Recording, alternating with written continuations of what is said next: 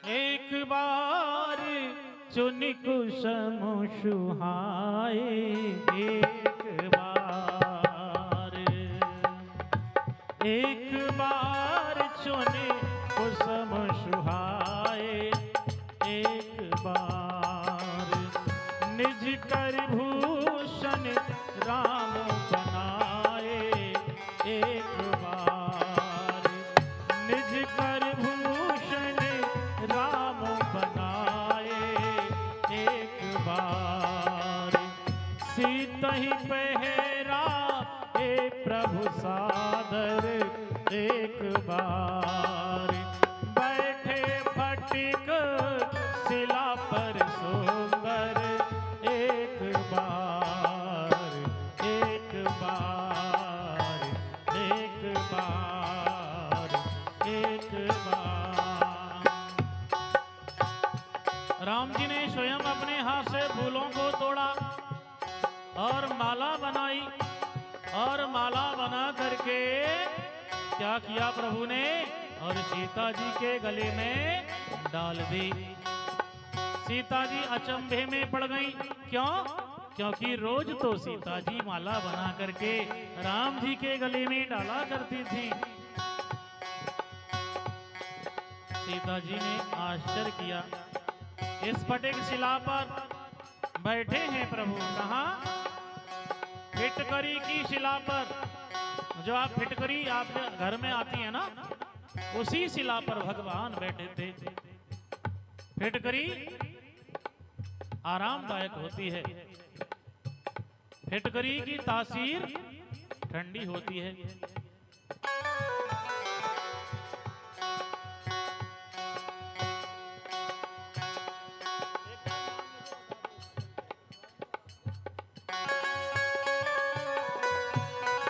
10 रुपए। सीता ही पहराए प्रभु चादर, बैठे फटिक शिला पर सुंदर।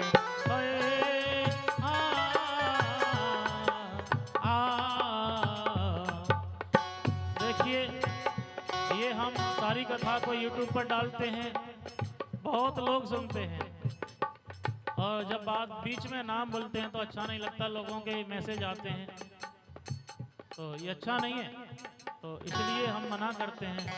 लेकिन फिर भी आपकी खुशी के लिए बोल देते हैं, लेकिन वो कॉपी पे लिख करके, इसलिए वीडियो बंद करनी पड़ती है।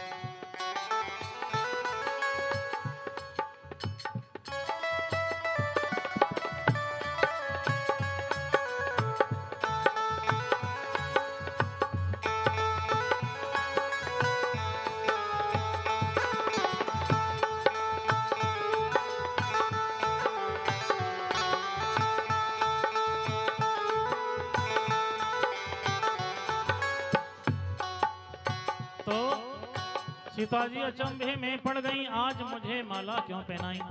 देखिए, माला ही नहीं पहनाई प्रभु ने, और क्या किया? प्रभु ने बालों में गजरा लगाया। किसके? सीता के। सीता को सजा रहे हैं।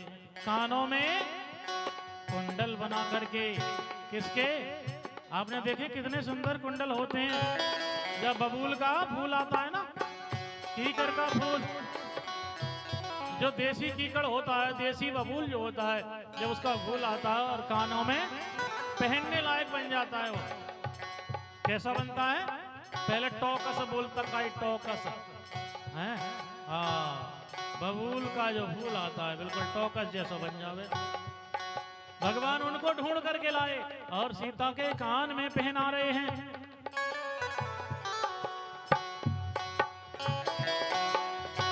बहुत सुंदर सजा रहे हैं। बोल, चलते रहो।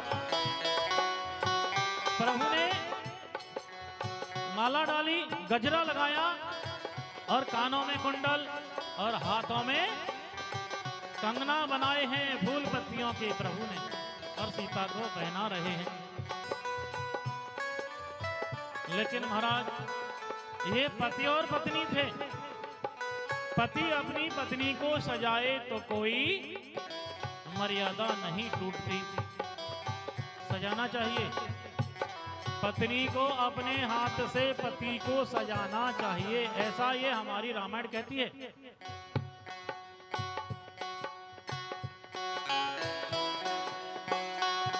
हंसने की बात नहीं है। आप खुद जब शादी होती है छोरी को देखने जाता हो हैं, और छोरा की जब शादी होते फेरा पड़ता है तो सबसे पहले छोरा ही सजावे हैं, सिंदूर लगावे ना लगावे, सबके सामने लगाते है। केवल वो नेग करके छोड़ देता है, बाकी अंगूठी पहनाने का काम भी छोरा ही करतो है ना कत्तो ही है। मंगलसूत्र कौन पहनातो है? छोरा पहरावे ना पति, पति पहनाता है, पति का ही काम है मंगलसूत्र पहनाने का। आज राम जी सजा रहे हैं तो कोई बुराई नहीं, मर्यादा नहीं टूटती, क्योंकि एकांत स्थान है। लक्ष्मण फल फूल लेने गए हैं, लेकिन एक पति पत्नी में इतना प्रेम देखा और संसारी व्यक्ति के लिए पसंद नहीं आया, तो क्या हुआ महाराज?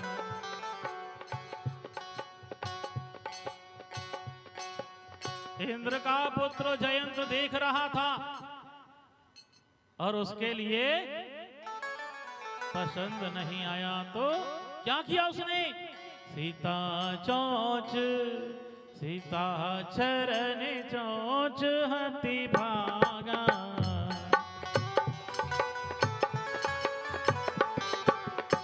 सीता चरण चोंच हति भागा, मूड बंद मते कारण कागा, मूड बंद मते कारण कागा, मूड बंद मते कारण कागा।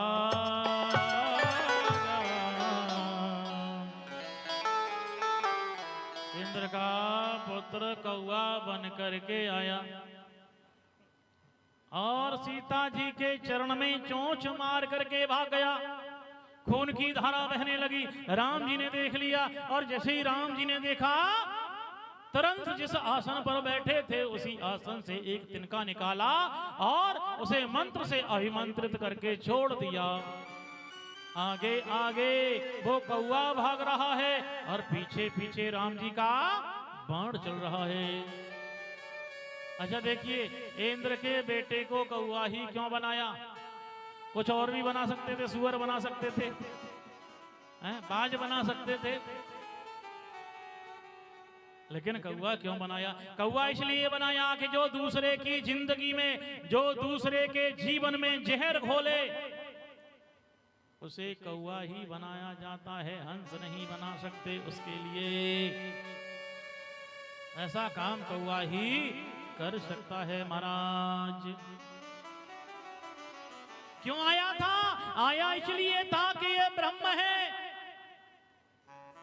या कामी पुरुष है, इसकी पहचान करने के लिए आया था। और जैसे तीर झूठा राम जी का, तो अब पहचान हो गई, स्वभाव भी मालूम पड़ गया, प्रभाव भी मालूम पड़ गया।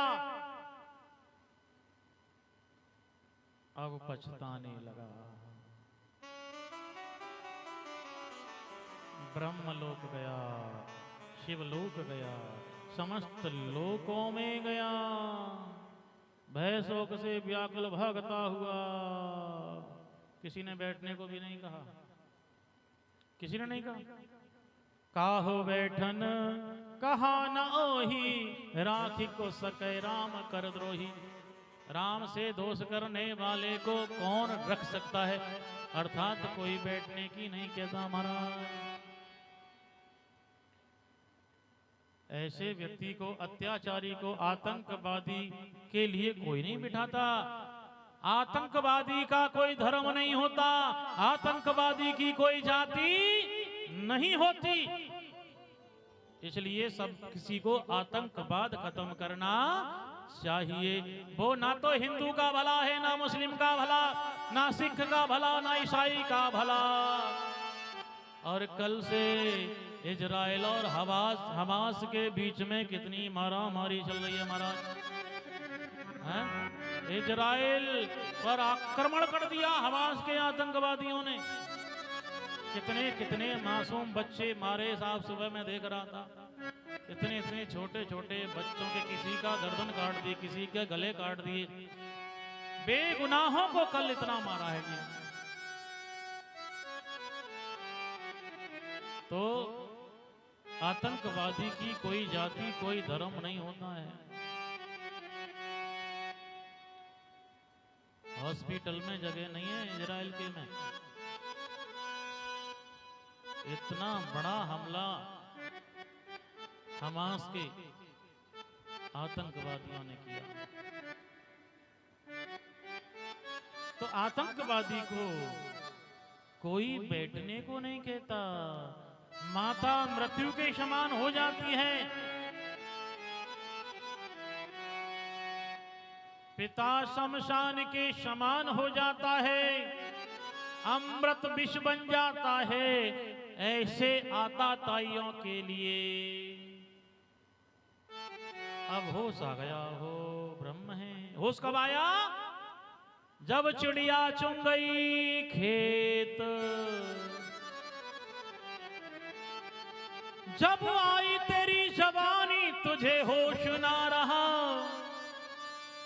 जब आई तेरी जवानी और तुझे होश ना रहा, और जब होश आया तो जवानी निकल चुकी थी।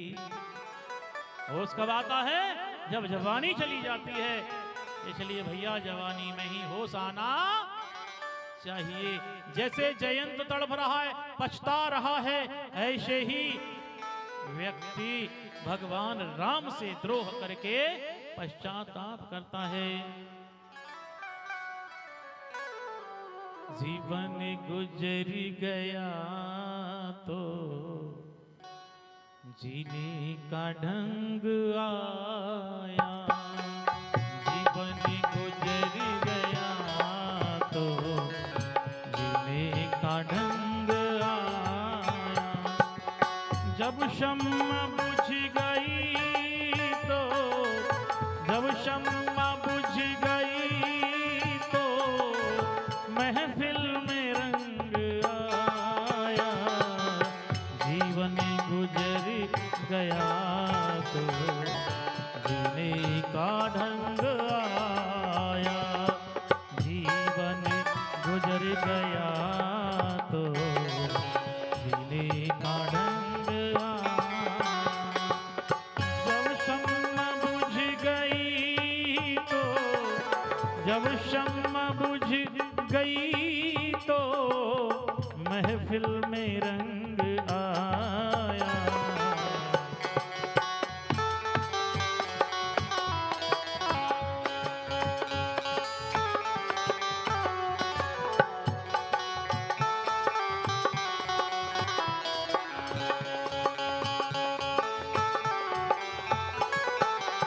गाड़ी निकल गई तब घर से चला मुसाफिर।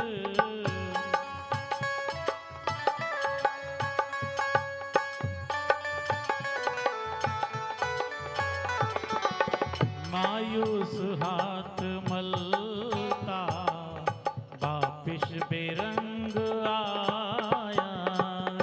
मायूस हाथ मलता वापिस बेरंग आया।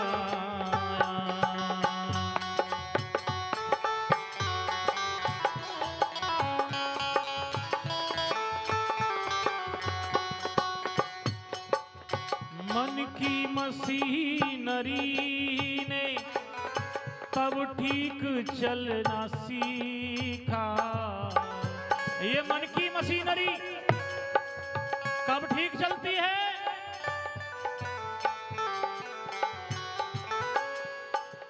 तब बूढ़े, जब बूढ़े तन के हर एक पुर्जे में डंक आया।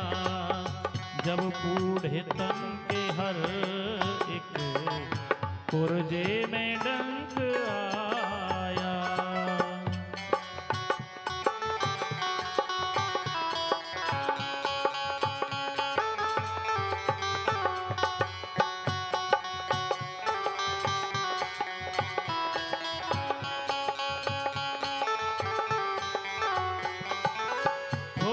भक्ति के वक्त में ना सुमिरन का वक्त जाना।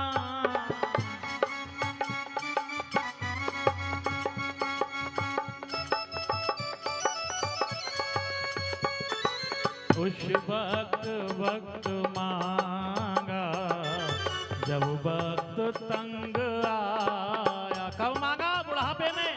अब थोड़ा सा और वक्त मिल जाए, भगवान का भजन कर लूं, फिर नहीं भक्तो, थोड़ा सा ही वक्त है फिर तो।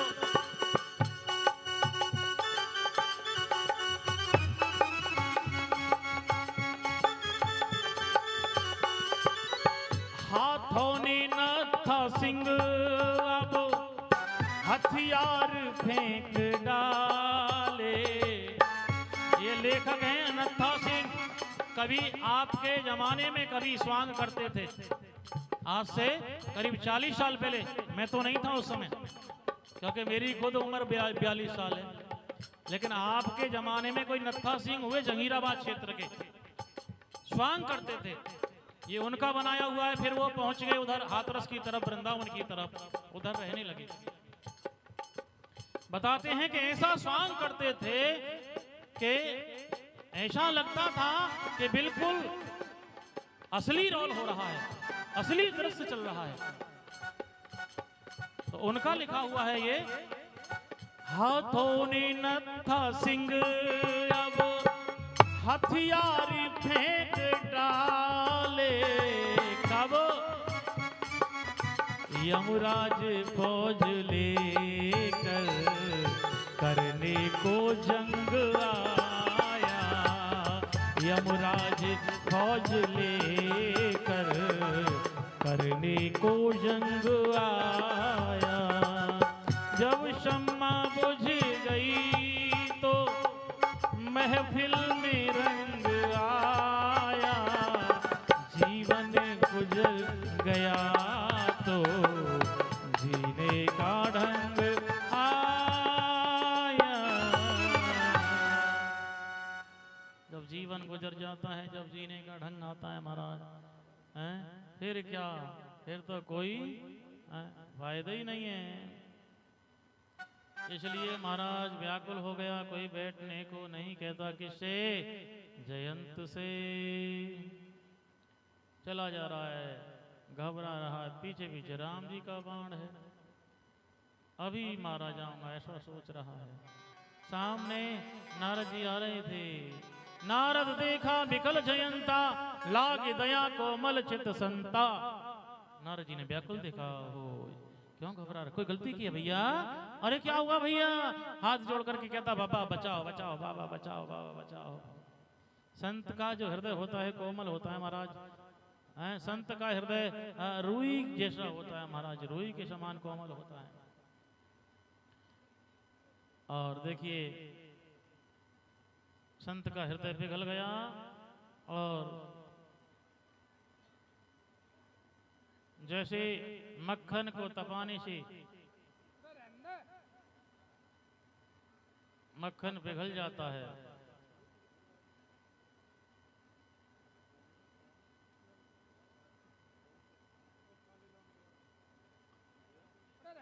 उसी तरह से नारद जी का हृदय पिघल गया महाराज। और नारद जी ने कहा, भैया तूने अपराध किसका किया? सारी कथा सुनाई जयंत ने। मेरे से राम जी की गलती हो गई है, मैंने राम जी का बुरा किया है। नारद जी कहते हैं, अरे भैया तूने बुरा किया राम जी का और गलती मांग रहा है ब्रह्मा जी से, गलती मांग रहा है शिव जी से। अरे तूने जिसका अपराध किया है उसी से गलती मांग, वही क्षमा कर सकता है। ऐसे ही हम लोग हैं, गलती तो काऊ की करी, अपराध हमने काऊ को करोए और क्षमा याचना के लिए किसी और लगाते हैं। अरे खुद ही मांग लो ना जा करके उससे क्षमा, बिचौलिया क्यों बनाओ बीच में? भाई गलती हो गई, कोई बात नहीं, हाथ जोड़ो भैया गलती हो गई, आगे को नहीं होगी, फैसला यही सुलझ गया। तो कहा भैया जिनकी तूने अपराध किया उनसे क्षमा मांगो। और देखिए क्षमा मांगने के लिए गया और भगवान बड़े दयालु हैं। सोनि कृपाल अति आरत वाणी, एक नयन कर तजा भवानी। भगवान ने उसको एक नेत्र दे दिया। यानी कहने का तात्पर्य ये है कि उसकी आंखें नहीं थी, अंधा था। देखो सुनो, जो दूसरे की स्त्री को चोंच मारे अंधा ही तो हो सकता है। इसलिए भगवान ने कहा अरे भैया तुझे देखना नहीं आता, चल तुझे एक दृष्टि देता हूं, क्योंकि उसकी दृष्टि बहुत हो रही थी, नजर उसकी बहुत थी, इसलिए एक दृष्टि कर दी उसकी, भगवान ने कृपा कर दी। बोलिए गोविंद भगवान की जय हो, बोलिए सीताराम सरकार की जय हो।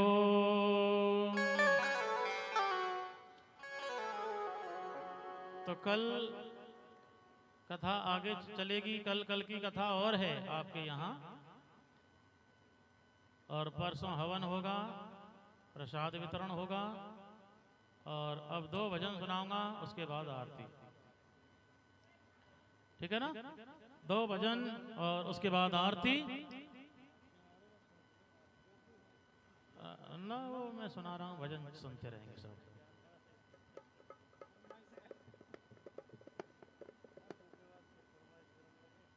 जिसे देखो, जिसे करना होगा वो कर लेगा, है ना?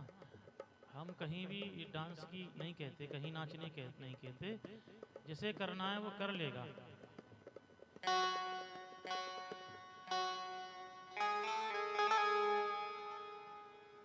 बोलिए गोविंद भगवान की जय।